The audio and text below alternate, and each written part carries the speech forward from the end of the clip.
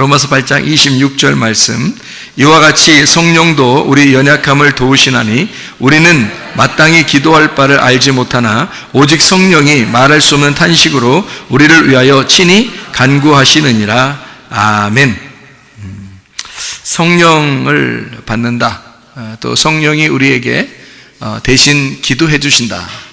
예수님도 우리를 위해서 대신 기도해 주시는 분이시고, 또 보혜사 성령이라고 그랬으니까 그 보혜사가 돕는 배필과 같이 우리와 함께 있어서 짝을 이루어서 우리를 늘 사랑하시고, 그리고 위로하시고 변호하시고, 그리고 기도해 주시는, 대신 기도해 주시는 우리 하나님이시다라고 하는 것을 우리가 알 수가 있습니다. 이게 로마서 8장 26절에도 보면 연약한 것을 알 때, 우리가 연약함에도 불구하고 주님께서는 우리를 위해서 기도해 주시는 그런 성령님이 우리와 함께 하신다, 그런 이야기를 우리가 같이 볼 수가 있습니다. 보혜사 성령이라는 것을 여러분이 잘 아시고, 성령이 말할 수 없는 탄식으로 우리를 위해서 중보기도 하신다는 것도 우리가 좀 이해하게 되면 그분이 보혜사, 돕는 배필이 되신다라고 하는 것도 우리가 생각을 해볼 수가 있습니다. 성경은 어떻게 되어 있냐면 두 개로 이렇게 나누어서 되어 있어요. 구약과 신약으로 나누어져 있죠. 그리고 나무도 선악과 나무, 생명나무로 이렇게 나누어졌다고 이렇게 이야기를 우리가 들었습니다. 그러니까 먼저는 우리가 실패하고 죄를 짓고 잘못하고 허물이 있다, 그것을 먼저 우리가 인식을 하는 게 중요하다는 것입니다. 그것을 인식했을 때 그때 하나님이 우리를 위해서 대신 간구해 주시고, 그리고 우리를 건져주시고 구원해 주시는 하나님이시다라고 하는 겁니다. 우리가 실패해보지도 않고 잘못해보지도 않고 죄 지어보지도 않고 자기가 의롭다고 여기면, 그러면 예수님이 오신 목적이 그 사람들을 먼저 죄인 만듭니다. 그래서 죄인이야 라고 인정하게끔 만들어줘. 그래서 죄인이라는 걸 인정하게끔 만들어서 그 다음에 그를 다시 구원해 주시는 하나님이십니다. 그러니까 어떤 면에서 율법은 우리를 정죄하고 율법을 통해서 사람을 너 죄인이야 라고 만들어주는 겁니다. 그리고서 죄인이라고 인정한 사람들에게는 주님이 이제 의롭다고 인정하는 그런 게 성경이 되겠습니다. 그래서 소경이 아닌 사람들을 소경을 만들어서 그 다음에 다시 눈을 뜨게 해주는 게 성경이다, 이런 말이죠. 쉽게 얘기해서 우리가 죽지 않았다고 여기는 사람들을 죽여서 다시 부활시키는 것이 성경의 말씀이니까. 그래서 부활이라는 것은 죽음을 전제로 하는 거거든요. 그래서 죽음을 전제로 했을 때 그걸 다시 살아났다는 것을 부활이라 그렇게 말해요. 그러니까 그냥 산다라는 얘기가 아니라 다시 살아났다는 얘기예요. 살아났다는 얘기. 그러면 뭐 했다는 얘기면 죽었다는 얘기가 되는 거거든요. 죽었다, 그래서 살아났다는 얘기니까, 그러면 죽었다는 것은 뭐가 있어서 죽었다는 얘기가 되냐면 살아있었기 때문에 죽었다는 얘기가 나오는 거거든요.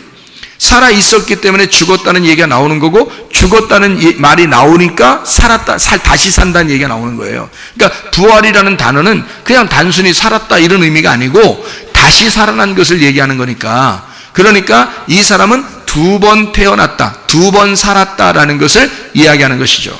부활이라는 단어는요. 그러니까 부활이라는 말은 두 번째 살아났다라고 얘기해야 딱 맞는 얘기입니다. 그냥 살아났다, 죽은 자가 살아났다 이런 의미가 아니고 두 번째 살아났다라고 말해야 맞는 얘기란 말이에요. 왜? 부활은 뭐가 있을 때 부활이라고 그러냐면 죽었다가 있을 때 부활이라는 말이 있잖아요. 그럼 죽었다는 말은 뭐가 있어야 죽었다는 말이 있어요?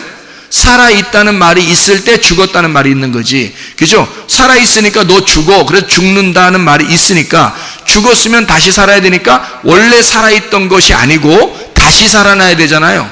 그래서 다시 산다라고 했을 때 그때 부활이라고 그러는 거잖아요. 그러니까 부활은 죽었다는 것을 전제로 하고 죽었다는 것은 살아있다는 걸 전제로 한단 말이에요. 그러니까 여러분은 어디 있는가? 다시 살아있는 예수 그리스도와 함께 있는 거냐? 아니면 네가 그냥 살아있는 거냐 이거죠.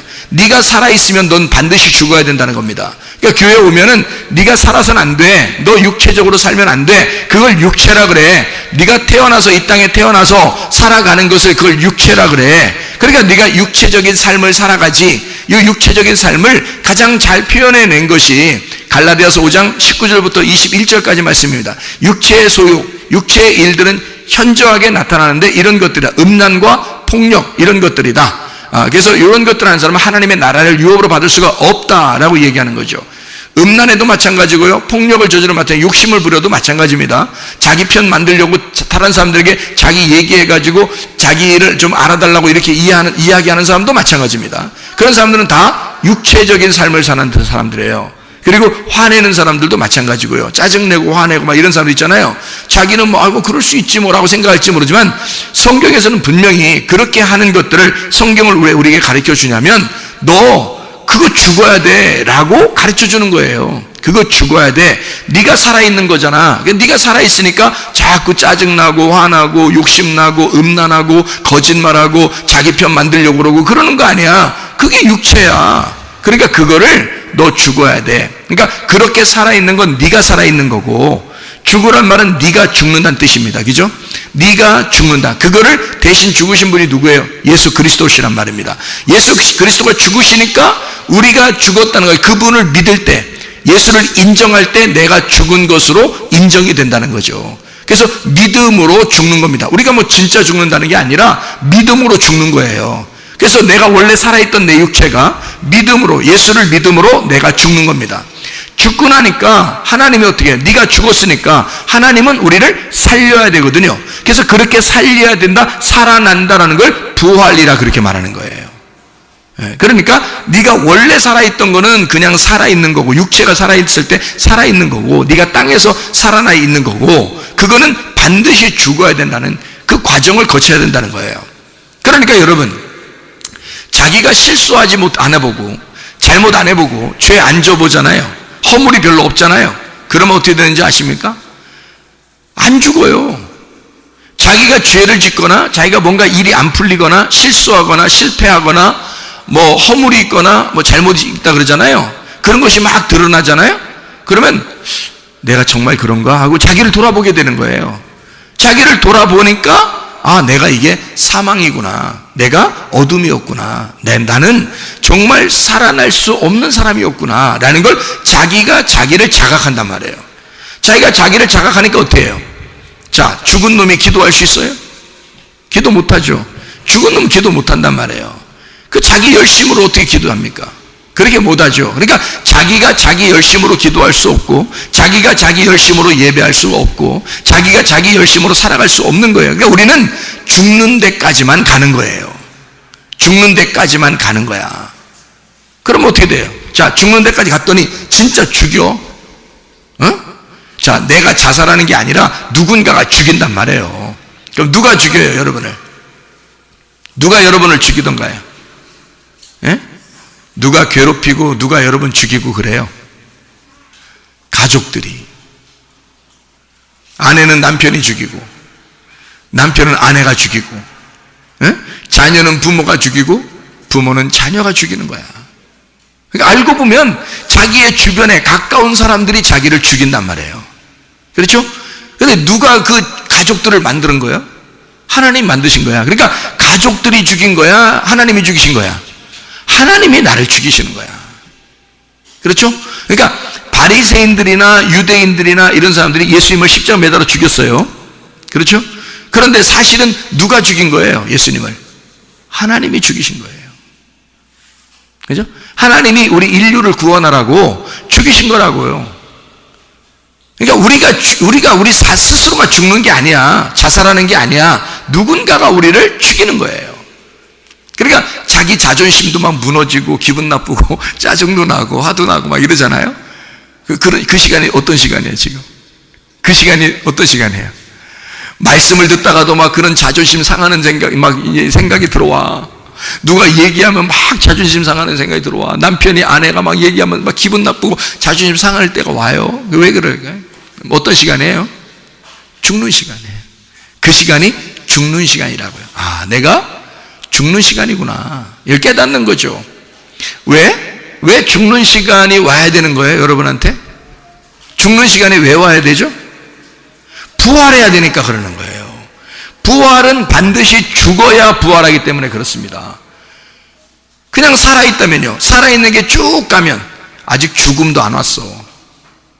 죽음이 안 오니까 부활은 없는 거야. 그냥 살아있는 거지 죽음이 안 왔으니까 그냥 부활이 없는 거예요. 그러니까 예수님이 요한복음 11장에 뭐라 그래? 11장 25절에 나는 부활이요 생명이니 나를 믿는 자는 죽어도 살겠고 살아서 나를 믿는 자는 어떻게? 영원히 죽지 아니하리라. 거기서 살아서 나를 믿는 자는, 그 믿는 자는이 뭐예요? 살아서 나를 믿는 자는 그게 뭐예요? 살아서 죽은 자는 그 말이야. 아니 성경 척 보면 모르겠어요. 살아있는데 죽은 자는 그 말이잖아요. 믿는다라는 말은 뭘 믿으라는 거예요? 예수 십자가를 믿으라는 거 아니야. 예수 십자가가 나를 위해서 죽으셨다는 사실을 믿으니까 뭐 때문에 죽었냐고? 내 육체 때문에 죽은 거잖아. 그 말씀이 육체를 입고 오셔서 십자가에 매달려 죽으신 것은 너라는 껍데기를 입고 죽으신 거야. 그러니까 너 죽이려고 죽으신 거야, 예수님이. 그게 십자가라고. 그걸 믿는 자는, 다시 말하면 네가 죽은 자는, 살아있는데 너 죽은 자는, 살아있는데 믿은 자는 그 말이잖아요. 그러면 영원히 죽지 않는다는 거예요. 그러니까 죽음이라는 걸 전제로 할 때 다음번에 사는 걸 부활이라 그러고요, 죽은 거를 전제로 하기 그 전에 있는 것을 그냥 우리가 땅에서 태어난 운명, 땅에서 태어난 삶이라고 말한다 그 말입니다, 성경에서는. 그러니까 두 번의 태어남이 있어야 하고 두 번의 살아남이 있어야 된다는 얘기예요. 무슨 말인지 알겠죠? 그러니까 두 번의 태어남을 거듭남이라고 말하고요, 두 번의 살아남을 얘기하는 걸 그걸 부활이라 그렇게 말하는 것입니다. 자, 무슨 말인지 이해가 되시죠? 자, 그러니까 우리는 내가 스스로 육체 안에 태어났지만 성령님 안에서 다시 태어나야 된다 이 말이에요. 그러니까 성령님이 나를 대신해서 기도해 줘야죠. 왜? 내가 기도할 힘이 없어졌으니까, 내가 죽었으니까. 그러니까 여러분과 저는 뭐만 하면 돼? 그러니까 죽기만 하면 돼. 죽기만 하면 성령님이 뭐 하시는데? 알아서 기도하시니까. 우리는 죽기만 하면 성령님이 알아서 기도하신다네. 그렇죠? 근데 안 죽었으면 어떻게 돼? 네가 기도해야 돼. 네가 기도해야 돼. 근데 하나도 안 들어줘, 하나님이. 네가 기도하는 건 하나님의 성령이 기도해야 들어주시는 거야. 그러니까 네가 죽으면 돼. 너 죽으면 네 기도할 수가 없지, 네 소원 아랠 수가 없지, 네 말할 수가 없지. 네가 죽었으니까. 그러면 성령님이 너의 필요를 다 아시지. 네가 이 땅에 살아가야 하는 것도 다 아시지. 너의 소원하는 거, 원하는 거 다 아시지. 그러니까 성령님이 대신 다 해줄 거야. 그게 뭐냐면 변호사예요. 그게 위로자라고. 여러분 그 법정에 가봤어요? 안 가봤어요? 안 가봤죠? 그럼 법정에는 어떤 그 법정에는 무슨 일이 벌어지는지 알아요? 텔레비 같은 데 보면은 법정에서 무슨 벌어지는 일들 알죠? 그럼 법정에 가면은 피고가 있고 뭐 원고가 있고 그리고 뭐 검사도 있고 변호사도 있고 막 이러잖아요. 검사는 보통 뭐 하는 사람인가요? 죄를 찝어내는 사람을 검사라고 그래. 검사한단 말이에요. 검사한다. 죄를 찝어낸다. 검사가 있어요. 그런데 또 하나는 죄인을 갖다가 어떻게 변호해 주는 자가 있어요. 그래요, 이 사람이 이런 잘못을 저질렀다 손치더라도 좀 이해해 주십시오 라고 말하는 게 변호사고요. 그리고 그 변호사가 아닙니다, 절대 그럴 리가 없을 겁니다 라고 처음부터 얘기하다가 만약에 죄가 드러나도 좀 감형시켜 주십시오, 그리고 일만한 이유가 있었습니다 라고 설명을 해주는 게 변호사예요. 그렇죠? 그때 여러분 죄인이, 피고가 막 나서, 변호사 옆에 있는데 피고가 나서서 나는 말이야 내가 죄진 게 있나 봐 뭐 이러면서 막 일어나서 막 하면요 법정 모독죄로 걸려버립니다. 그렇게 하는 게 아니에요. 옆에 변호사가 있을 때는 변호사가 대신 다 얘기해 줘야 되는 거예요. 변호사가 다 얘기해 주지 죄인이 본인이 자꾸 얘기하는 사람 거의 없죠, 여러분. 그죠? 변호사가 훨씬 말을 잘하는 거예요. 변호사가 훨씬 더 말을 잘해서 이 사람의 입장에서 계속 얘기해 줍니다. 그거를 변호사가 가지고 있는 어떤 규칙이에요. 변호사는 그렇게 해야 된다라고, 이 사람이 죄인이라고 드러났어도 변호인은요 그거를 갖다가 이렇게 감싸주고 그럽니다. 그게 그 변호인의 규칙이거든요. 하나님의 성령께서도 우리의 변호사가 되십니다. 하나님의 성령도 우리의 보혜사가 되시기 때문에 우리가 죄인이라는 거 알아도 그 변호사는, 그 성령님은 그거를 감싸주시는 거예요. 그게 하나님의 성령이라는 거예요. 이 세상에 죄 안 지은 사람이 있나? 이 세상에 뭐 의로운 사람이 있어요? 모든 사람이 죄를 범했으면 하나님의 영광에 이르지 못하는데 다 죄인이에요. 모든 사람이 죄를 범하였단 말이에요. 아무도 의인은 없나니 하나도 없다 그랬거든요. 그러니까 우리는 모두 다 죄인이에요. 죄인이니까 우리는 솔직히 말해서 죄인이라는 말은 다른 말로 말하면 뭐란 얘기예요? 죄인이니까 다른 말로 말하면 뭐예요? 다른 말로 한번 얘기해 보세요, 여러분이. 죄인이야. 죄인을 다른 말로 말하면 뭐라 그래? 죽은 자야. 죄인은 성경에서 죽은 자라 그래. 또 다른 말로 말하면 소경이라 그래. 또 다른 말로 말하면요, 어둠 가운데 있는 자라 그래요. 죄인을 성경에서는 일컬어 소경이다, 어둠에 있는 자다, 그리고 죽은 자다 이렇게 표현해요. 성경에서는 죄인을. 그런 죽은 자가 무슨 할 말이 있어요? 아무 할 말 없어요. 누가 대신 얘기해 줘야 돼? 성령이. 그래서 성령이 말할 수 없는 탄식으로 우리를 위하여 대신 간구하신다. 왜? 네가 할 말이 없으니까, 네가 말할 수가 없으니까, 너는 죽은 자니까 그 말이에요. 죽은 자를 위해서 성령이 대신 변호하신다 그 말입니다. 자, 우리가 죄인이라는 걸 인정할 때 죄인인 사람들을 위하여, 나 죄인입니다, 나 죽었습니다, 나 사망했습니다, 나 어둠 가운데 있습니다, 나는 소경입니다 라고 하는 자를 위하여 성령님이 변호하신다는 얘기지. 응? 자기가 할 말이, 나 눈 떴는데요, 나 죽은 자가 아닙니다, 나 살아있습니다, 나 그래도 괜찮은 사람 같은데요 라고 말했던 바리새인이나 사두개인들이나 유대인들은 예수님 만나서 뭐라 그래? 이 독사의 자식들아 이러면서 죽이려고 한단 말이에요. 예수님은 니네가 안 죽어서 그래. 안 죽어서. 그러니 내가 너희를 위해서 변호할 수가 없어. 너희들은 안 죽었으니까 먼저 죽어라 이 말이야 니네가. 근데 가다가 소경을 만나, 자기가 죽은 자야. 가다가 나병 환자를 만나, 자기가 죽은 자야. 그리고 실제로 죽는 사람이 있어, 죽은 자야. 자기가 막 과부, 고아, 나그네 막 이런 사람들 주님이 가다가 만나. 그러면요, 이 사람들은 죽은 자야. 사마리아 여자, 아무도 인정해 주지 않는 아주 형편없는 그 여자 주님이 만나면 변호해 주려고 한다. 삭개오, 다른 사람들이 막 뭐라고 하는 사람이기 때문에 뭐 그냥 나무 위에 올라가서 예수님 오기만 이렇게 한번 쳐다보기만 하는 그런 극성 팬이죠. 예수님 팬. 극성 팬인데 예수님 한번 보기만 해도 좋겠다라고 생각한 그 삭개오, 예수님이 만나가지고 다른 사람 아무한테도 얘기 안 해. 삭개오야, 내려와라. 내가 오늘 네 집으로 간다.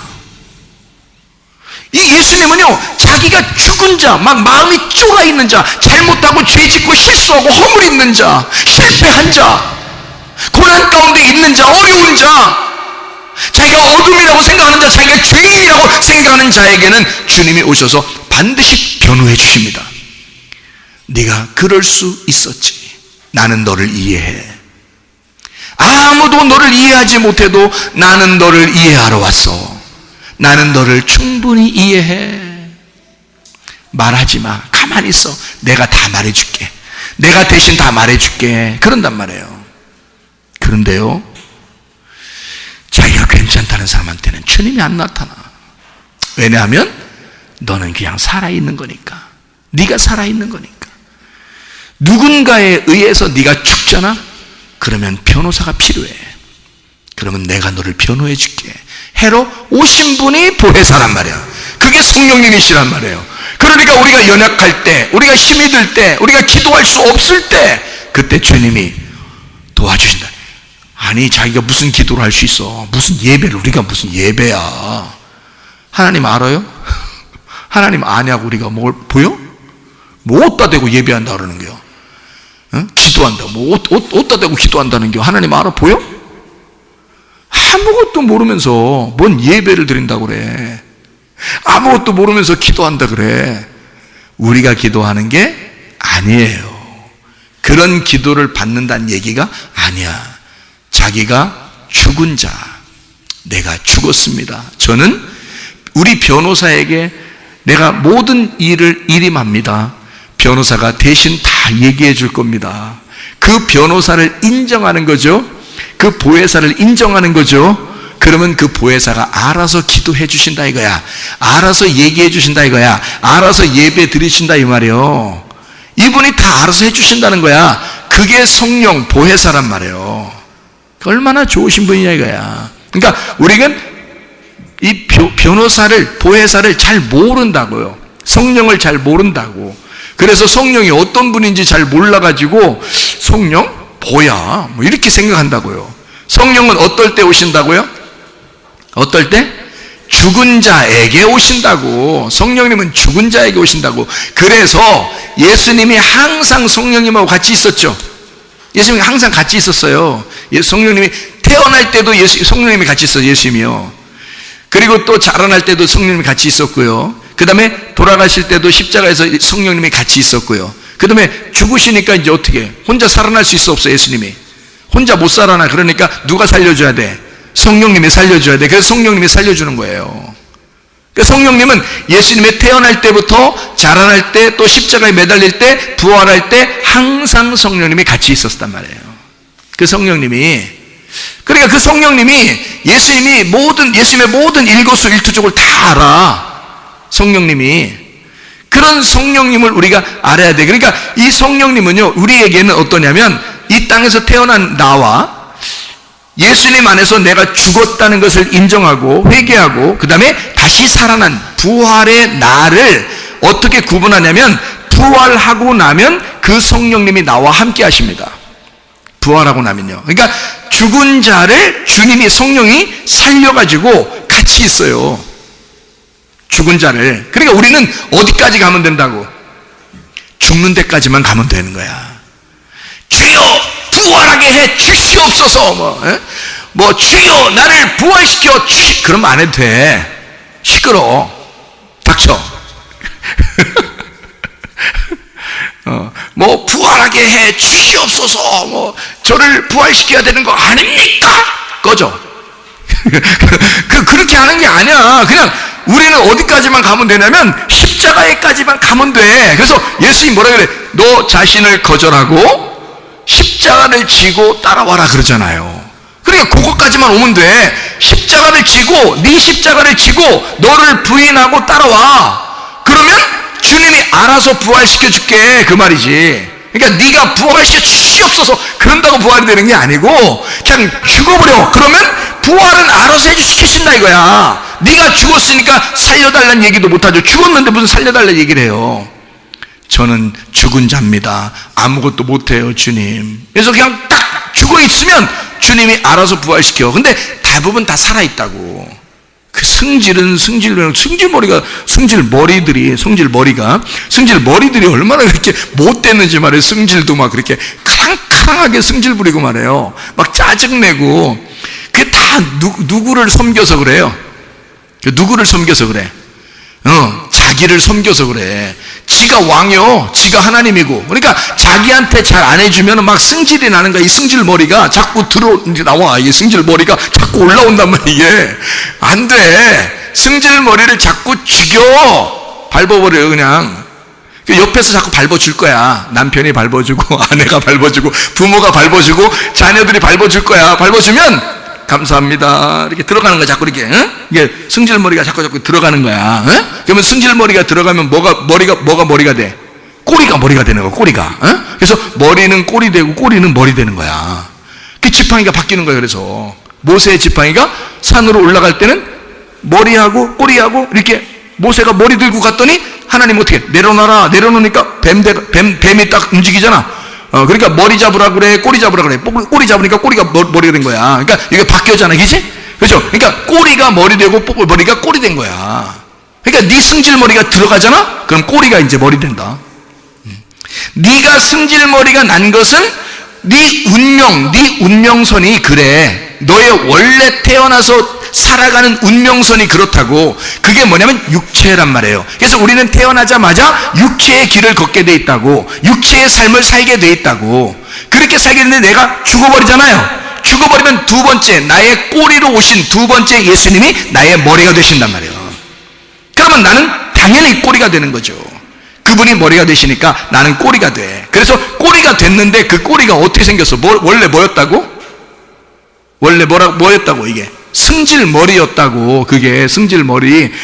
그 승질머리가 꼬리가 됐잖아. 꼬리가 되면 어떻게 되는지 알아요? 응? 아니, 생각을 해봐요. 그 꼬리가, 그 승질머리가 지금 꼬리가 됐잖아. 그럼 지팡이, 여러분 그 꼬리 알지? 그 꼬리 어떻게 하고 다녀? 지팡이를. 지팡이 다녀. 콱콱 머리 쑤셔박고 다니는 거 아니야, 이렇게 하고. 여러분 승질머리가 다 밑으로 막 쑤셔박으면서 다 다니는 거 아니야? 그러면 여러분 승질머리가 어떻게 돼? 땅으로 팍팍 쑤셔박히면서 다니는 거 아니야?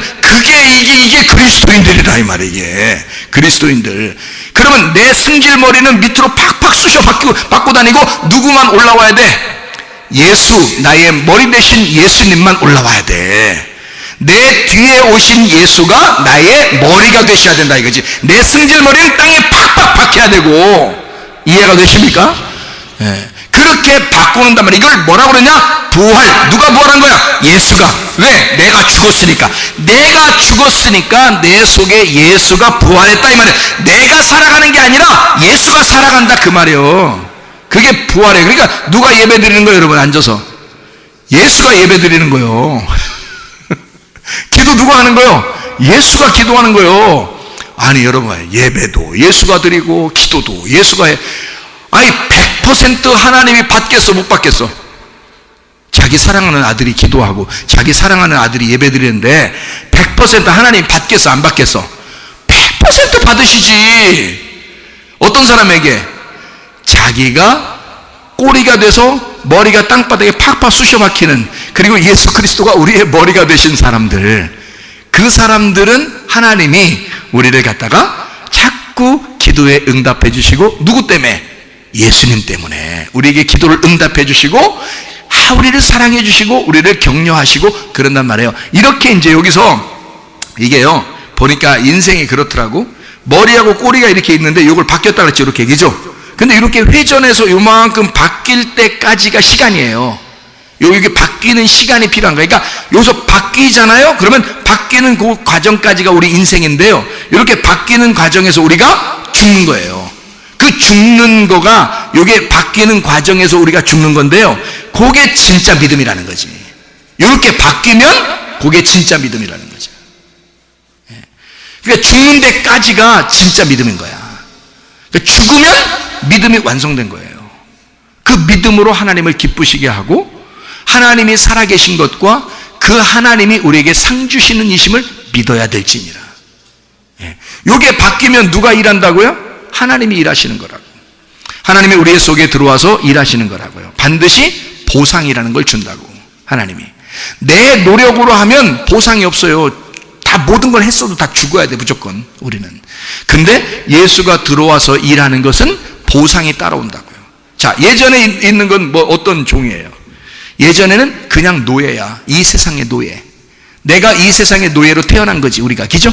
세상의 노예로 태어났는데 우리가 이 세상의 노예에서 해방받았어. 누구 때문에? 예수님 때문에 해방받았어. 그걸 알았어. 아는 게 뭐야? 죽은 거야. 그게 죽은 거라고. 이 세상으로부터는 죽은 거란 말이에요. 이 세상으로부터 죽은 게 나는 부활했다는 얘기고, 그게 해방받았다는 얘기야. 그렇죠? 그러니까 이 세상의 노예였었는데 죽었단 말이에요. 그래서 이 세상으로부터 우리가 벗어나게 되었다. 누구에게 왔어요? 예수에게 다시 메인자가 됐단 말이지. 그러니까 예수님이 너무 좋아서 예수에게 메인자가 됐단 말이에요. 메이니까 어떤 현상이 벌어져? 예수님은 이제는 네가 완전히 억압된 율법적인 종이에요, 은혜 안에서의 종이에요?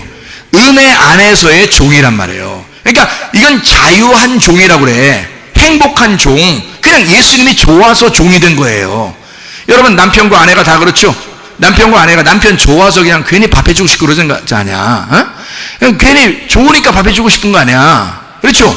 그리고 남편들도 부인이 너무 좋으니까 청소도 해주고 그러는 거 아니에요? 그런 거야. 그냥 좋으니까, 좋아서 하는 거지. 딴 사람이 보면요, 아이 못난 놈, 부인을 해서 뭔 청소만 맨날 하고 있고, 아유 저 못난 여자, 요즘 새 시대거든요, 맨날 남편, 우리 남편 저 밥만 해주고, 아유 저 완전 순 노예야, 이렇게 생각할지 보면 그건 행복한 노예라고요. 자기가 사랑하기 때문에 노예가 된 거란 말이야, 거기에. 그죠? 매여 있는 거예요. 남편 밥 언제 먹었나 안 먹었나 걱정되고, 어디 갔는데도 늘 남편이 어디 있나 걱정되고, 밥 먹었나 안 먹었나 걱정돼. 왜 그랬어요? 매여 있으니까 그런 거야. 자기가 종이라는 걸 인정하는 거지. 난 노예예요. 난 남편의 노예예요. 아닌가? 진짜잖아. 매여 있는 거잖아. 매여 있으면 노예 아니야. 근데 그게 막 슬퍼? 난 남편 밥 먹고 나 먹고 나 걱정 슬퍼 이래? 남편에게 매여 있고 밥 해주는 게 행복해. 밥 해주고 싶어 자기가. 그게 행복한 노예 아니에요. 그게 자유한데 노예가 됐단 말이야. 자, 그런 그 아내가 날마다 밥을 챙겨주고 날마다 잘해주고 그래봐 어떻게 될까요? 남편이 막 신경질래? 날마다 그렇게 부인이 해주면 남편이 신경질래. 너는 이렇게 다른 부인하고 틀려 얘기해. 맨날 밥 해주고 그래. 기분 나쁘게. 짜증나. 너 그렇게 좀 하지 마. 좀 다른 사람들처럼 좀 다른 데 놀러 다니고 좀 그렇게 좀 해봐. 나 밥 생각하지 말고. 나 알아서 다 저기 식당 가면 먹을 수 있거든? 자꾸 네 밥 자꾸 해주려고 하지 마. 승질난다, 야. 이렇게 하는 남편이 있어요, 없어요? 없죠. 밖에 나가 있다가도 부인이 밥 해주는 시간 있으면 얼른 들어와서 밥 먹으려고 그러죠. 기분 좋으니까. 그죠? 그러면 그렇게 밥 해주는 부인을 위해서 남편이 사랑하겠어, 안 하겠어? 사랑하죠. 사랑합니다. 원하는 게 뭐야? 이런다고요. 원하는 게 뭐야? 아브라함을 주인처럼 여겼던 그 사라, 나의 주인이시며 나의 하나님이십니다 라고 그렇게 사라가 아브라함을 그렇게 불렀거든요. 여기 여성들이 남편을 그렇게 부르나 보래. 아브라함처럼, 아브라함한테 사라가 하는 것처럼 나의 주인이시며 나의 하나님이십니다. 남편을 그렇게만 대한다면 말해요. 남편이 뭐라 하겠어? 부인한테. 아브라함이 사라한테 뭐라 하겠어? 네가 원하는 거 다 사라 그러잖아. 네가 원하는 거 다 사라. 가는 곳마다 네가 있는 데마다 다 사라. 다 사라. 응? 기분 좋아서 그러는 거야. 자기는 카드깡 돈도 별로 없으면서도 자기 부인을 위해서 다 사라, 다 사라 그러잖아. 기분 좋아서 그러는 거야. 그러니까 부인이 남편에게 자기가 스스로 자유하지만 행복한 종이 되고 싶어서 그렇게 하는 거 아닙니까? 그럴 때 남편이 얼마나 기쁘겠냐 이거야. 행복하죠? 그러면 반드시 뭐 해야 돼? 남편이 너는 무조건 나한테 이렇게 해야 돼. 그리고 나는 너한테 한 개도 안 해줄 거야. 그런 남편이 있으면요, 심각하게 헤어짐을 고려하시기 바랍니다. 그런 게 아니거든요. 남편과 아내는 서로가 사랑을 약속한 사이이기 때문에요. 서로가 상호 간의 사랑이 있어야 되는 것입니다. 부인이 그렇게 할 때 그 남편은 반드시 어떻게 하겠어요? 보상을 생각합니다. 내가 뭐 해줬으면 좋을까? 내가 이 부인에게, 나를 너무 사랑하는 이 부인에게 내가 뭐 해줬으면 좋을까? 내가 뭘로 보상해주면 좋을까? 뽀뽀 1000번. 뭐 이렇게 할 수도 있죠. 이빨 안 닦고. 그럼 안 돼. 큰일 나. 그런 말이 아니라 어쨌든 뭐 니 다 살아. 이렇게 할 정도로 사랑할 거 아니겠습니까? 그러니까 이게 보상이라는 거죠. 신부에게 향한 하나님의 보상, 신랑의 보상이란 말이에요. 그게 상급이라 그러는 거야. 그러니까 너희가 믿음이 있으면 하나님을 기쁘시게 하는데 그 믿음은 하나님이 존재하신다는 것과, 자 바꿔서 얘기하면 신랑이 내게 존재하는 것과 예수 그리스도가 나의 신랑 되심이 존재하는 것과, 그리고 그가 나에게 반드시 보상해 주시는 하나님이심을 믿어야 될지니라 그랬잖아요. 여러분, 신부가 신랑한테 대할 때 말이에요, 어려운 게 아닙니다. 뭐 신부가 막 신랑을 무서워하고 이러면 안 되는 거죠. 상호간의 사랑이니까. 그죠? 그러니까 신랑에 대해서 신부가 사랑하는 마음으로 자기가 하는 건 진짜 율법적인 노예라서가 아니라 자유하지만 그에게 매여 있고 싶은 거예요. 우리 예수님이 우리를 위해서 죽으신 예수님이십니다. 그런 예수님이기 때문에 너무 좋아서 우리는 예수 그리스도에게 매인 종으로 살아가고 싶은 거예요. 우리를 막 억압해서가 아니라 예수님이 그냥 너무 사랑스럽고 너무 좋으신 남편이기 때문에 그냥 그분에게 매여 있고 싶은 거예요. 그래서 늘 교회 생각하면서 교회에서 살고 싶고, 늘 말씀 생각하면서 그 말씀으로 살고 싶고, 늘 그 주님이신 예수님만 생각하면서 살고 싶은 거예요. 그게 당연한 거라고요. 그게 그런 마음으로 살아가는 사람을 예수님은 절대 외면하지 않으시고 반드시 보상을 해주신단 말입니다. 이런 보상은 어떤 걸 보상으로 주실까요? 여러분은 생각할 때 부동산 뭐 이런 식으로 생각하면 안 된다는 거죠. 집 한 채 줄 거야 하나님이. 뭐 돈을 은행에다가 누군가가 실수해서 계좌 입금을 시켜서 우리한테 갑자기 들어올 거야. 뭐 이런 거, 그런 그 허황된 얘기들을 하지 마시고요. 하나님 우리에게 주시는 보상은 뭐냐? 믿음으로 우리에게 준비시킨, 믿음으로 주시는 보상이 믿음의 하나님, 믿음의 예수, 믿음의 그 말씀, 믿음의 천국을 주신다 그 말이에요. 그러니까 보이지 않는 진짜 영의 세계를, 네가 나를 정말 사랑한다면 너는 보이지 않는 나를 사랑하는 것이니까, 그러니까 나는 너에게 보이지 않는 진짜 천국을 줄 거야 라는 얘기죠. 그게 예수님의 보상입니다. 우리 신랑의 보상은 스케일이 굉장히 커가지고 그냥 이곳에서 짜잘하게 집 한 채 주고 뭐 자동차 한 대 주고 이 정도 아닙니다. 우리 신랑은 너무 스케일이 크니까 천국을 줘버려 그냥. 자기를 그냥 탁 줘버려 그냥. 나만 있으면 되지? 근데 사실 알고 보면 자기 예수님만 있으면 되는 게 아니었어. 그러면 예수님 얼마나 실망하겠어요. 예수님 돈이나 주지. 우리 자식 공부나 잘하게 해주지. 부동산 집이나 한 채 주지, 자동차나 좋은 거 하나 주지, 뭐 이런 식으로 예수님한테 얘기하면요, 예수님 얼마나 서운하겠냐고요. 너는 나를 사랑한 게 아니구나. 너는 자동차를 사랑했구나.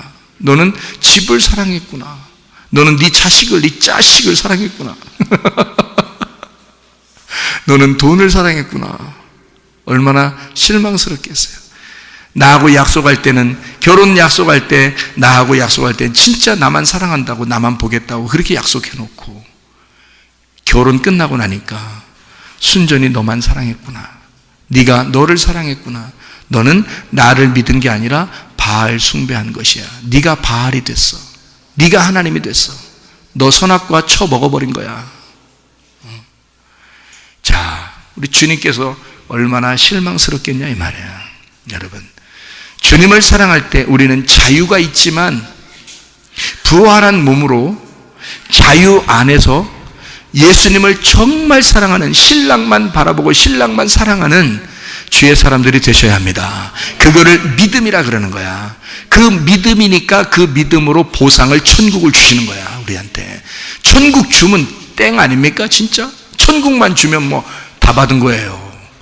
그래서 여러분, 자, 어떤 사람이 부활한다고요? 죽은 사람이 부활한다. 그럼 어떤 사람이 죽는다고요? 네가 살아있던 사람이 죽는다고요. 네가 살아있던 사람 반드시 죽는데, 안 죽으면 계속 살아있는 거죠. 죽을 때까지 하나님은 일하신단 말이에요. 죽을 때까지 설교 들어야 되는 거야. 그래서 죽이고 나면 이제 부활시킨단 말이에요.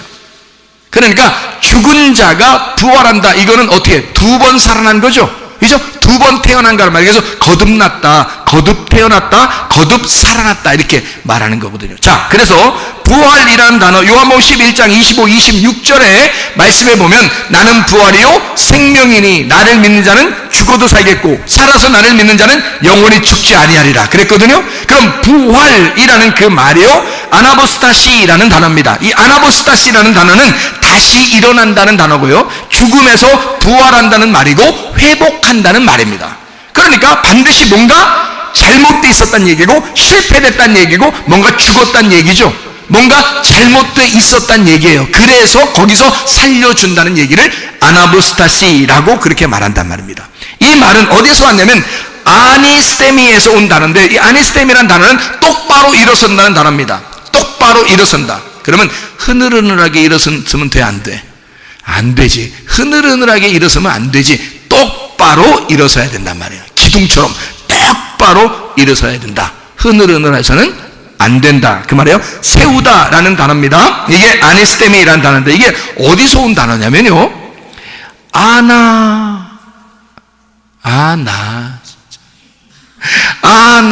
하는 말하고 히스테미라는 말의 합성어예요. 이게 아나하고 히스테미의 합성, 이게 부활이라는 단어예요. 그러면 아나하고 히스테미라는 단어가 어떤 단어냐면, 아나가 어떤 의미냐면요, 히스테미라는 말은 일어선다는 단어거든요. 부활한다, 살아난다, 일어선다는 말이 히스테미라는 단어예요. 근데 아나예요. 아나라는 말이 무슨 말이냐면요, 위에라는 말입니다. 위로. 그러니까 위에 있다는 말이에요. 위에. 아래, 위 할 때 위에 있다는 말이거든요. 아나라는 말이. 그러면 여러분 보세요. 부활이라는 말은 정확하게 얘기해서 어디에서 일어서는 걸 말하는 거예요. 위에서 일어서는 것을 부활이라 그러는 거야. 땅에서 살아나는 걸 얘기하는 게 아닌 거죠. 예수님이 내가 부활이요 생명이라고 했을 때 그 예수님의 부활은 어느 것을 설명해 주려고 한 거냐면 땅에서의 살아남을 얘기하는 게 아니라 위에서의 살아남을 얘기하는 거란 말이에요. 그러니까 여러분, 이게 땅에서 우리가 한번 태어났잖아요. 한번 살아있잖아요. 그러니까 반드시 죽어야 돼. 어떤 식으로 죽어야 돼? 선악과로 영적으로 죽어야 된다는 걸 말하는 것이고요. 이 죽은 자들을 위에서 살린다는 얘기야. 위에서 일으킨다는 얘기야. 그거를 부활이라 그렇게 말하는 거죠. 그러니까요, 부활이라는 말은 영적인 단어입니다. 이런 그냥 세상에서 죽은 자가 살아난다 이런 말이 아닌 거예요. 원래 예수님이 부활이라는 말을 쓰려고 했을 때는 이게 아래에 있는 우리 잡것들 얘기가 아니란 말이에요. 하늘에 있는 얘기를 말하는 거란 말이에요. 하늘에 있는 얘기, 위에서 태어난다는 얘기를 하는 거란 말이죠. 그래서 부활이라는 말은 나는 부활이요 생명이니 나를 믿는 자는 죽어도 살겠고 살아서 나를 믿는 자는 영원히 죽지 않고 영생하리라. 영원히 살리라. 무슨 말이겠어요? 자, 똑같은 말이에요. 나는 부활이요 라는 말이 뭐라고요? 나는 생명이라는 말이고요. 자, 나는 부활이요 생명이니, 그러니까 나는 부활이면서 나는 생명이야 그 말이에요. 그죠? 나는 부활이요 생명이니 나를 믿는 자는, 어떤 사람만 이 부활이요 생명이 되는 거야? 믿는 자만. 그러니까 부활이요 생명은 믿는 자란 얘기지. 부활이고 생명은 믿는 자란 얘기야. 그 믿는 자는 어떻게? 믿는 자는 뭐를 얘기하는 거야? 믿는다는 말은, 그러니까 믿는다는 말은 죽어도 사는 것을 믿는다는 얘기야. 죽어도 산다는 것을 믿는다는 얘기가 아니라, 잘 들어봐요. 죽어서 살아난 것을 믿음이라 그렇게 말한다고. 제 말이 이해가 되는지 모르겠어요.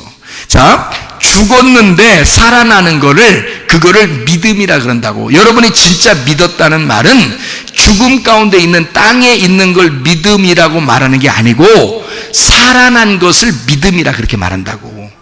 그러니까 그 죽어도 산다는 것을 믿음이라고 얘기하는 거라고요. 그러면 살아있을 때 믿는다는 건 아까 뭐라고 했어요? 살아있는데 믿는다는 얘기는 내가 죽었다는 사실을 인정하는 거라고요. 그 살아있는데 믿음이라는 것은 무슨 말인지 알겠어요? 그러니까 부활이 있는 거지. 그러니까 다시 위에서 태어나는 거지. 무슨 말인지 알겠죠? 그래서 살아서 믿는 자는 영원히 영생한다는 거지. 영원히 죽지 않고. 왜? 하늘 아래서 볼 때는 그게 땅에서 죽은 자지만 하늘에서는 계속 살아있는 자잖아요. 그래서 영원히 살아간다, 영생이다 이렇게 말하는 거죠. 살아서 주를 믿는 자는 영원히 산다. 그 말은 이제 쉽게 얘기해서 뭐예요? 그러니까 생명 그 자체라는 거예요. 예수님이 있으면 생명이란 얘기야. 그러니까 예수를 믿는다는 것이 부활이란 얘기예요. 예수를 믿지 않으면 죽음이라는 얘기고. 그래서 죽음이 뭐냐? 우리에게 죽음이 뭐냐? 예수 안 믿는 거. 그게 죽음이에요. 예수 믿는 게 부활이고요. 예수 믿지 않고 있다가 예수를 믿게 됐어. 그럼 너 부활했구나 이렇게 말하는 거예요. 너 살아났구나. 요한복음 5장 25절에 예수 그리스도 하나님의 아들의 음성을 들을 때가 오나니 곧 이때라. 말씀을 들으면, 그 음성을 들으면 살아나리라 그러잖아요. 죽어 있으니까 죽은 자에게 말씀이, 생기가 들어간단 말이에요. 아담이 창세기 2장 7절에 아담이 흙으로 만들었습니다. 생기가 있겠어요? 생기 없죠. 그 생기 없는 죽음에 하나님의 생기가 들어가니까 아담이 살아나잖아요. 그러니까 죽은 자에게만 생기가 들어간단 말이에요. 그게 창조의 역사라고, 그게 부활의 역사라고요, 그게 생명의 역사라고요. 죽은 자가 생명을 받아야 생명의 역사가 있는지, 원래 살아있는데 뭔 생명을 줘요? 원래 살아있다면 죽어야 생명을 줘야 진짜 생명이 살아있다는 게 증명이 되는 거지. 그래서 하나님은 생명이고 우리는 사망인데 사망에 생명이 들어오면 살아난다는 거지. 그래서 말씀을 듣지 않던 내가 말씀을 들을 때, 그 생기가 올 때 생명이 불어오면, 그 호흡이 숨 쉬어지면 우리는 살아난다는 거지. 죽은 자가 살아난다, 그 말 하는 거예요. 그러니까 생명 자체가 예수라는 얘기고 부활 자체가 예수라는 얘기예요. 빛 자체가 예수라는 얘기예요. 그러니까 어둠인 나에게 빛이 오면 살아나는 거지.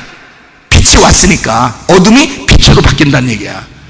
죽어 죽었던 나에게 부활이 오니까 부활이 되어 있는 거예요. 사망인 나에게 생명이 오니까 그 생명이 되는 거예요, 이게. 그러니까 사망에게만 생명이 오게 돼 있고, 죽음에게만 이 부활이 오게 돼 있고, 그러니까 어둠에게만 빛이 오게 돼 있단 말이에요. 자기가 빛이라고 하는 사람들한테는 빛이 안 와요.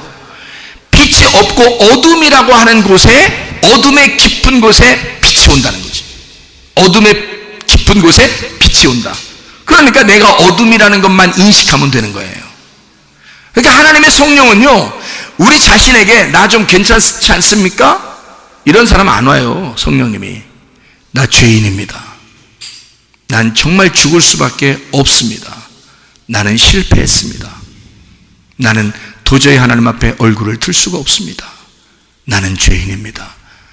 나는 죽었습니다. 이런 사람에게만 빛이 찾아오시는 거야. 그런 사람에게만 하나님의 성령이 찾아오시는 거란 말이에요. 그게 하나님의 성령이에요. 그러니까 부활할 때만 오시는 것이 성령이란 말이에요. 그래서 그 전에는 성령이 역사를 안 했다고요. 사람들에게, 예수가 부활하고 난 다음에 사람들에게 성령으로 역사하시는 거잖아요. 그죠? 예수는 누구 때문에 왔으니까? 우리 때문에 죽으시러 왔으니까 그때까지는 사람들에게 성령의 역사가 안 일어난다고요. 예수님에게만 성령이 있는 거야. 그분 원래 죄가 없으니까.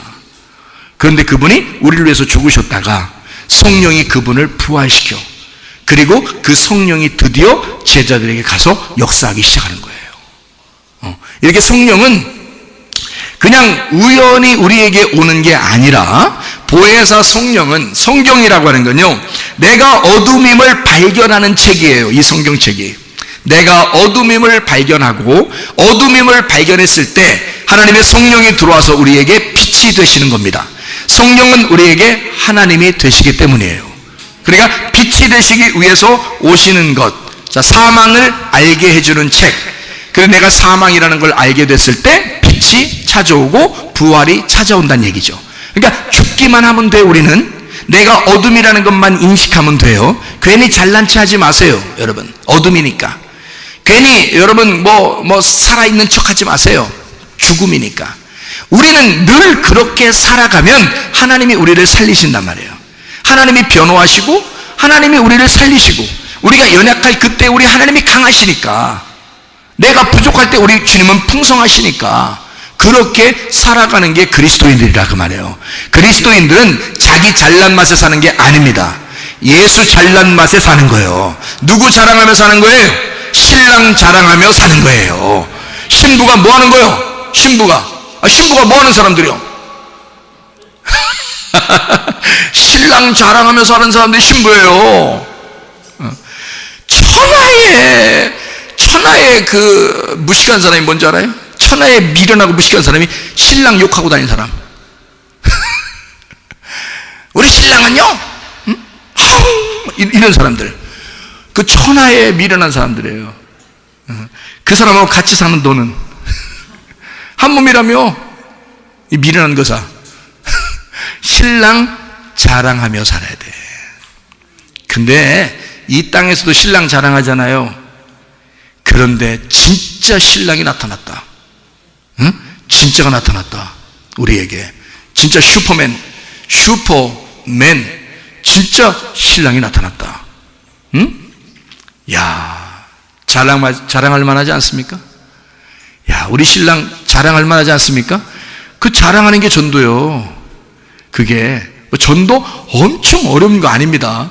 전도 그렇게 어려운 거 아니에요. 전도 누구 자랑하는 거예요? 신랑 자랑하는 거. 여러분, 자기 신랑 누가 시키지도 않는데 자꾸 얘기하고 그래. 자랑하고. 누가 시키지도 않았는데도. 누가 물어봤어요? 안 물어보는데도 막 자랑해. 우리 신랑은 이렇다고, 남편이 이렇다고 하면서 막 얘기해요. 조금이라도 자랑거리 있으면 9개 잘못했다가 1개 잘하잖아요. 그 1개를 그렇게 크게 얘기한다. 9개 잘못한 건 별로 얘기를 안 하고. 왜? 창피하니까. 그러니까 작은 거 하나 이렇게 자랑할 만한 거 있잖아요. 그거 엄청 막 얘기해요. 이 땅에서도 자기 신랑 자랑하느라고 막 입에 그냥 막 침이 마르도록 이렇게 자랑하잖아요. 여러분, 하늘에 계신 우리 진짜 신랑 예수님은요, 그분 자랑하려고 성령님이 오신 겁니다. 여러분 안에. 그죠? 예수님 자랑해달라고 성령이 오셨는데 세상에 예수 자랑할 생각은 안 해. 에? 그 오죽 못난 여자 안 해요, 우리가? 그렇게 하면? 오죽 못났으면 신랑을 자랑하지 않아. 그 완벽하고 슈퍼맨 같은 그 신랑을 자랑하지 않는다는 건 말도 안 되는 소리지. 그렇죠? 앞으로 여러분과 제가 신랑 자랑하시다 하시길 바랍니다. 신랑 자랑하셔야 돼. 뭐 자랑할 게 뭐 있어요, 우리가? 뭐 자기 자랑할 거요. 뭐 자기 뭐 이 땅에 신랑 신부 자랑할 거요. 뭐 할 거요? 자기 자식들 자랑할 거요. 뭐 할 거요? 뭐 해봐야 그게 그건데 뭘 다. 근데 우리 진짜 신랑 되신 예수님은 자랑할 만하거든요. 나를 위해서 목숨까지 바치며 사랑하신 분인데 그 예수님이 신랑을 자랑하신, 그게 정상이다 그 말입니다. 다시 말하면 우리는 뭐만 하면 된다? 죽기만 하면 된다. 뭐가 최종 목표다? 죽음이 최종 목표다. 우리는 죽으려고만 하면 되는 거야. 그 다음에 살리시는 건 누구예요? 우리 신랑 되신 예수님이, 그 성령이 우리를 살리신다고요. 그 성령이 알아서 하시는 거야, 그때부터는. 그러니까 우리는 죽기만 해야 돼. 나를 가장 사랑하는 분이 누굴까? 성령님이십니다. 나를 가장 사랑하는 분이 성령님이십니다. 왜요? 왜? 성령님이 왜 나를 그렇게 가장 사랑하실까? 에? 아니, 내가 지금 얘기할 때 나는 나의 성령님이 나를 가장 사랑한다 얘기하는 거고, 우리 권사님을 가장 사랑하시는 분은 누구예요? 성령님에게 말을 떠듬거리셔. 성령님이 가장 사랑하신다고 권사님을. 아니, 하나님 성령이 나를 사랑하신다고 내가 목사가 얘기하니까 그 성령님은 목사님 성령님 같아요? 권사님 성령님도 되셔. 그러니까 권사님을 가장 사랑하시는 분은 누구예요? 성령님이시라고. 무슨 말인지 알겠어요? 각자 하나님이 어떻게 됐냐면 이렇게 된 거예요. 제가 성령을 잘 설명할 때 성령을 잘 모르니까 사람들이 성령이 뭐가 문제인지 잘 몰라. 참 희한해. 사람들도 자기 그 보혜사가 누군지, 뭐 변호사가 뭔지, 성령이 뭔지, 예수님이 뭔지 잘 모르고 그냥 살아. 사람들이 성령님이요? 예수님이요? 예수님이요? 하나님이요? 삼위일체요? 누가 몰라 그걸 누가 몰라? 하나님, 예수님, 성령님, 하나님요? 누가 몰라 그거를. 다 알지. 성령, 하나님 이렇게 얘기하니까 여러분이 헷갈린 거야 자꾸. 성령, 예수님, 하나님이 다 한 분이거든요. 같은 한 분이야. 그러니까 그렇게 얘기하니까 헷갈린 거야 자꾸.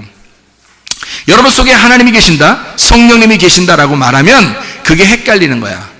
왜냐하면 너무 우리가 상대할 만하지 못한 분이 우리 안에 거하시니까 우리가 도저히 상상할 수도 없고, 온 우주 만물을 창조하시고 그런 하나님이, 전지전능한 하나님이 우리 안에 들어왔다고 하니까 감당을 못하는 거예요.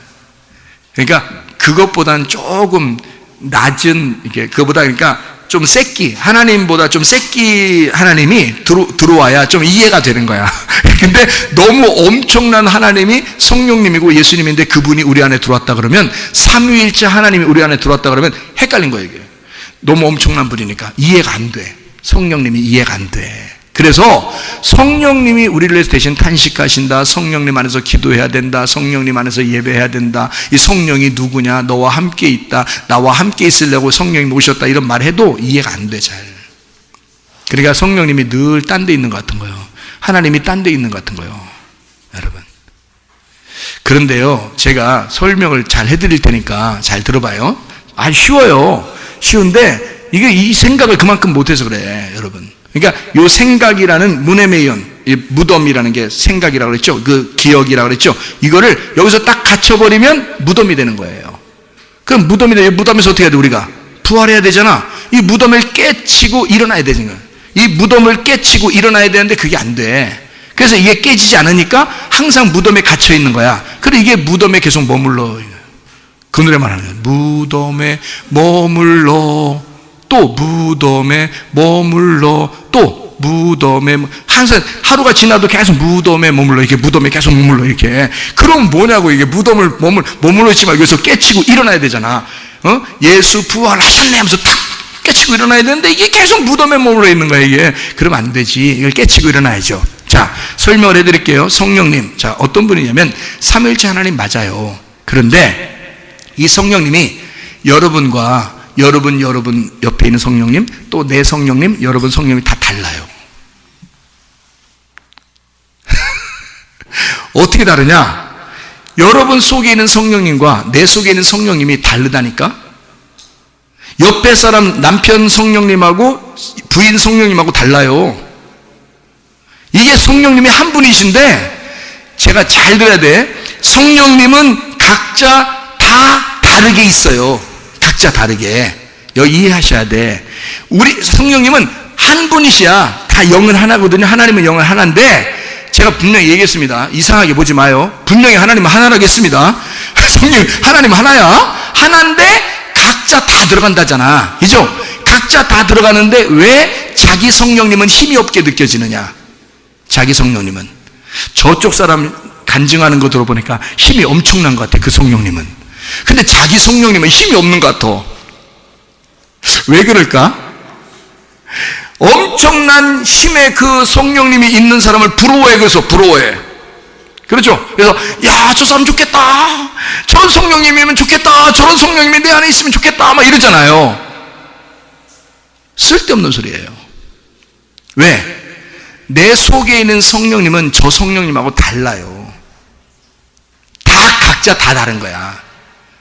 왜 다른지 알아요? 그래서 하나님인 거야. 그래서 그 하나님을 믿을 수 있는 거야, 여러분. 만약에 똑같은 이 세상에 있는 성령님이 똑같은 이 사람들은 똑같은 성령님이 들어갔다고 생각해 보세요.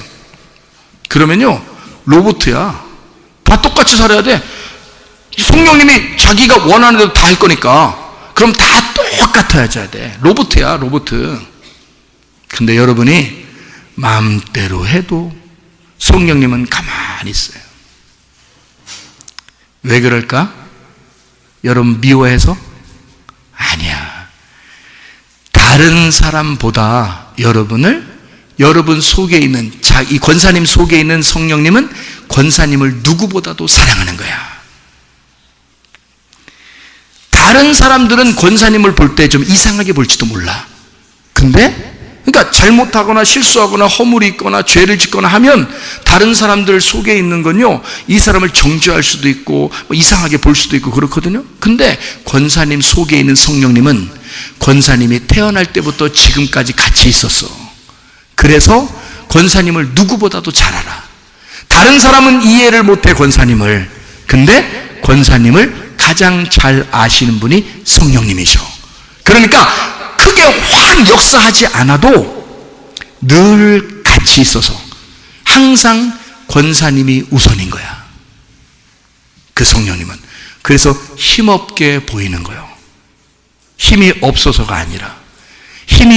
아니라 항상 권사님을 먼저 생각하고 항상 권사님을 이해하시는 그 하나님이 그 속에 있단 말이에요. 내 속에 있는 성령님은요, 저 권사님을 이해를 못해. 무슨 말인지 알겠어요? 내 속에 있는 성령님은 내가 태어날 때부터 자랄 때부터 내가 죄 짓고 실수하고 눈물을 흘리고 힘들어하고 회개하고 어려워할 때도 또 지금 즐겁고 새로 생활하는 이 모든 모습들을 내 속에 성령님은 같이 살아왔어요. 누구보다도 내 속에 있는 성령님은 나를 사랑하셔. 다른 사람들이 나를 이상하게 보아도, 다른 사람들이 나를 좀 이렇게 눈꼴 상하게 보아도 내 속에 성령님은 나를 그렇게 본 적이 없어. 그리고 항상 내 중심이야. 그리고 나를 항상 먼저 생각해. 그래서 네가 생각하는 대로 내가 생각해 줄게. 네가 말하는 대로 내가 같이 말할게. 네가 생각하는 대로, 네가 행동하는 대로 같이 있어 줄게. 왜냐하면 나는 너 없인 못 살고 너는 나 없인 못 살 거야. 내가 너의 생명이 될 거고 내가 네 호흡이 될 거야. 나는 그냥 너와 함께 숨을 쉬는 것만 해도 행복해. 아무것도 엄청난 기적을 일으켜주지 않아도 나는 너하고 숨을 쉬는 것만 해도 행복해. 네가 나를 하나님으로 인정해 준다면, 네가 나를 하나님으로 인정해 준다면 내가 해줄 수 있는 걸 최선을 다해서 너에게 해줄 거다. 그래서 내가요, 기도할 때, 자, 어떻게 기도하면 되겠어, 이제? 나의 하나님에게 기도하면 되는 거야. 나의 하나님에게. 권사님의 하나님에게 기도하면 돼, 안 돼? 안 돼. 권사님은 누구한테 기도해야 돼? 목사님의 하나님한테 기도하면 돼, 안 돼? 안 돼. 권사님의 성령님에게, 권사님을 이해하는 하나님에게 기도해야 되는 거예요. 이거 진짜 오늘 잘 들으셔야 돼, 여러분. 그래서 사람들이 자기가 좀 막 괜찮은 사람들을 생각할 때 뭐라고 하는 줄 알아요? 내가 말이야 이렇게 하나님이 역사해 주셨어, 내가 그러니까 너희들도 똑같이 이렇게 하나님이 역사해 봐. 그렇게 똑같이 않아요, 여러분. 그렇게 똑같이 않다고요. 그러니까 사람들이 막 그래 저 사람 부러워, 정말 엄청 부러워, 저 사람의 하나님은 대단하신 분이야. 그럼 네 하나님은 너한테 굉장히 대단하신 분이야. 네 하나님은 너만 사랑하거든, 너만 이해하거든. 너의 하나님은 대단하신 분이야. 너한테만큼은 대단하신 분이야. 저 사람의 하나님 비교할 필요가 없어. 저 사람의 하나님은 저 사람의 하나님이야. 너의 하나님은 너의 하나님. 근데 그 하나님이 너의 하나님, 똑같은 하나님이야. 이렇게 한다고 A같이 해준다고, B같이 해준다고, C같이 해준다고 성령님이 다른 분이에요? 같은 분이란 말이에요. 하나님이에요. A같이 해줘도 성령님이고, B같이 해줘도 성령님이고, C같이 해줘도 성령님인 거예요, 여러분. 근데 왜 하나님을 무시하느냐 이거야. 왜 자기 속에 있는 하나님을 무시하느냐 이거야. 다른 성령님은 갖다가 대단하게 보면서 왜 자기 속에 있는 하나님, 자기 속에 있는 성령님은 무시하느냐 이거야.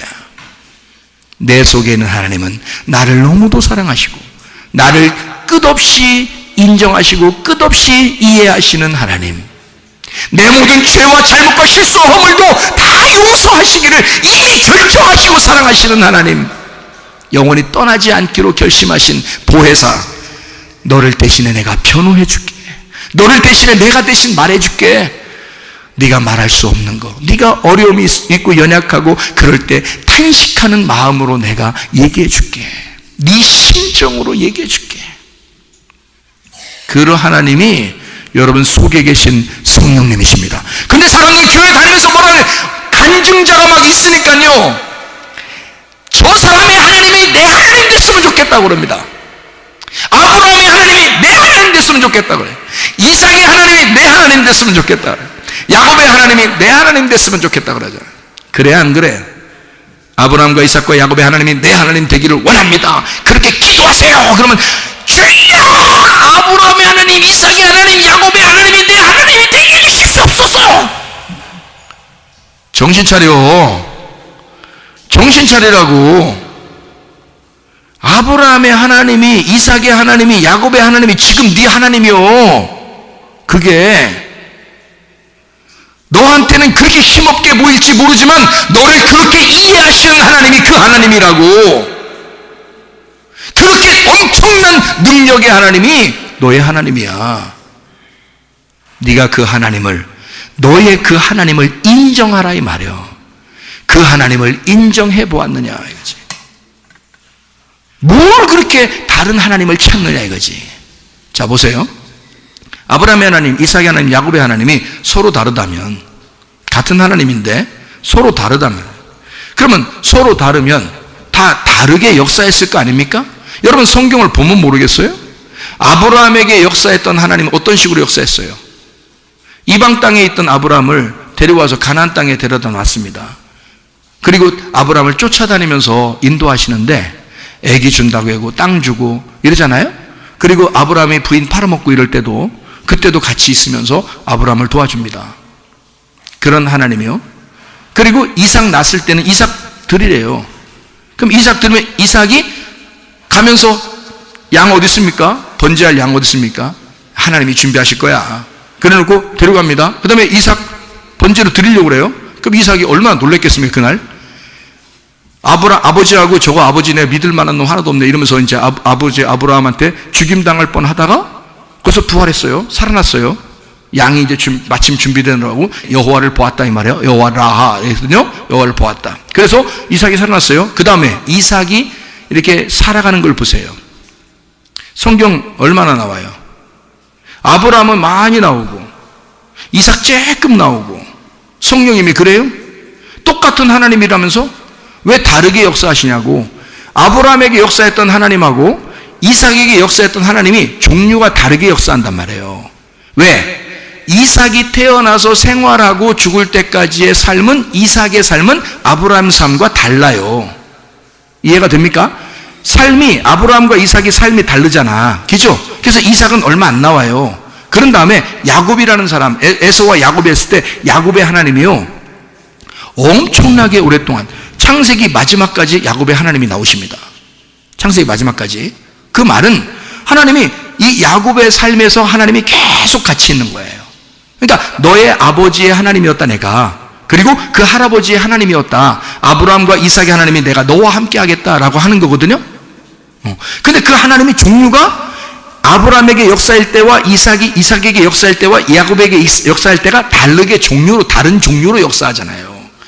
그러면 당연히 그 똑같은 하나님이, 아브라함과 이삭과 야곱의 하나님이 나에게 역사할 때는 내 환경에 정확하게 들어와서 나에게 정확하게 최고 합당한 적합한 하나님으로 내게 역사해야 맞다는 얘기입니다. 이해가 되겠어요? 무슨 말인가? 똑같은 하나님이지만 그 하나님이 내게 역사할 때는 나의 태어날 때부터 지금까지의 나의 삶에서 나와 함께 하시는 하나님이라니까. 그러니까 그 하나님이 아브라함과 이삭과 야곱의 하나님이라니까요. 근데 나의 삶은 그들의 삶과 다르잖아요. 삶이 다른데 어떻게 똑같이 역사합니까? 우리를 뭐 광야로 보내야 됩니까? 우리를 가나안 땅 줘야 됩니까? 우리를 막 집에서 쫓겨나게 해가지고 딴 데서 막 고생하다가 막 돌아오면서 뭐 환도뼈 부러지게 하고 막 찌룩찌룩하면서 이렇게 살게 하고 그래야 하나님이 역사한 것입니까? 아니에요. 그들의 삶에서는 그들에게 적합한 가장 최적의 하나님이 함께하고 있었단 말이에요. 이해가 됩니까? 그러면 그 하나님이 내게 역사할 때는, 저 형제에게 역사할 때는, 집사님에게 역사할 때는, 저 권사님에게 역사할 때는, 저 학생에게 역사할 때는 각자 그 사람에게 정확하게 최적화된 하나님의 성령이 함께 하신다 그 말이에요. 그에게 역사하신다. 그러니까 여러분의 속에 성령이 아브라함의 하나님이고 이삭의 하나님이고 야곱의 하나님이니까 두려워하지 말라 이 말입니다. 하나님 그 성령이 여러분과 함께 있어. 그것도 아브라함을 가장 잘 이해했던 하나님의 성령이 그 아브라함과 함께 있었던 거고요, 이삭을 가장 잘 이해했던 성령님이 이삭과 함께 있었던 거고, 야곱을 가장 잘 이해했었던 성령님이 야곱과 함께 있었던 거란 말이에요. 그것처럼 여러분을 가장 잘 이해하는 성령님이 여러분과 함께 있다 이 말이에요. 아, 놀랍다 이거죠. 그런 하나님이라 이 말이에요. 그런 성령님이라 이 말이에요. 그래서 각자의 하나님은 각자 하나님이 서로 다르다 이 말이죠. 근데 그분이 하나다. 서로 다른데 그것이 하나다. 이게 한 하나님이다. 어떤 사람 속에 있는 하나님도 하나님은 다 같은 하나님이에요.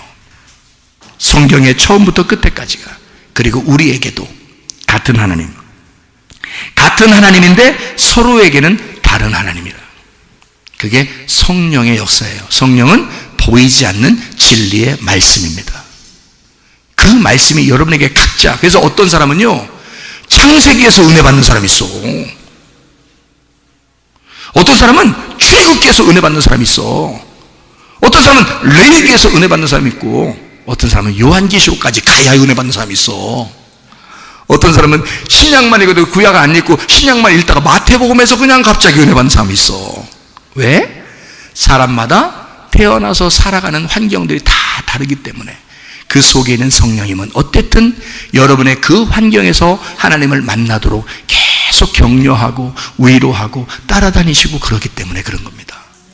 예, 그러니까 어떤 사람의 하나님이라고 딱 규정되어 있는 하나님이 없어 우리에게는. 이해가 됩니까? 그러니까 누구 굉장하다고 볼 필요도 없어.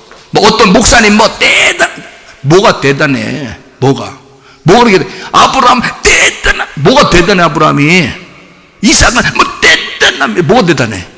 야곱이 대단합니다. 뭐 대단해? 허리 분질러서 쩌룩쩌룩 그렇다는 건데 생각해 보시라고. 뭐 그렇게 대단해? 응? 내가 대단한 거야.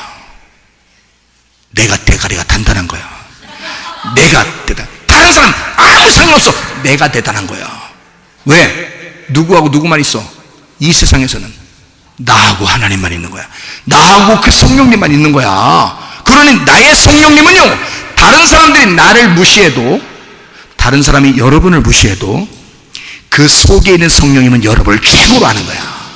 여러분을 최고로 아는 거야. 다른 사람은 나를 무시한다 할지라도 나의 하나님은 나를 최고로 알아. 나의 속에 있는 성령님은 나를 최고로 알아. 그래서 나는 그 하나님이 너무 좋은 거야. 그래서 성령님, 내가 필요한 것이 있습니다 라고 기도하고, 그러면 그 성령님이 알아서 얘기해줘. 그래서 알아서 해주셔. 그러면 되는 거 아니야? 그리고 가장 적당한 시간에, 가장 최적화된 그 시간에, 그 장소에서 역사하신다 그 말이에요. 그러니까 어떨 때는 기도하다가 야, 이게 안 되지? 왜 이렇게 늦게 되지? 이렇게 고민할 필요도 없어요.